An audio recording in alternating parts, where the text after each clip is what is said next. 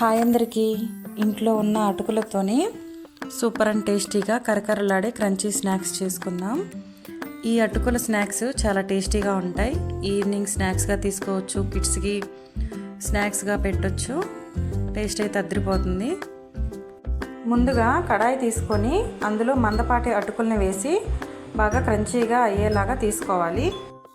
అటుకులు మొత్తం శుభ్రంగా ఇలా వేయించుకొని ఒక ప్లేట్లో తీసుకున్నాక అదే ఆయిల్లో పుటాని పప్పు, వేరుశనగ పప్పు, 2 రెమ్మల కరివేపాకు, సన్నగా తరుగున 2 పచ్చిమిర్చి ఇవన్నీ వేసి బాగా ఫ్రై చేసుకొని అదే అటుకులలో కలుపుకోవాలి.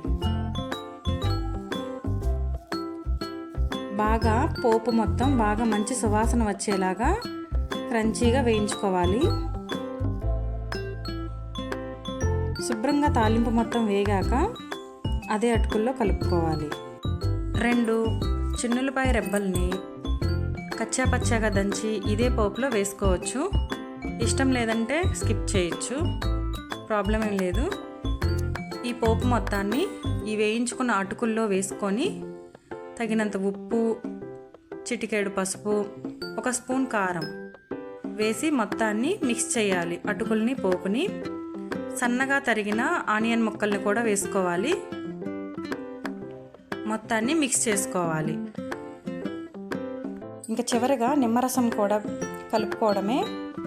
అంతే అండి, మన ఈవినింగ్ స్నాక్స్ రెడీ అయినట్లే. క్రంచీగా, స్పైసీగా, చాలా టేస్టీగా ఉంటాయి. Thanks for your watching.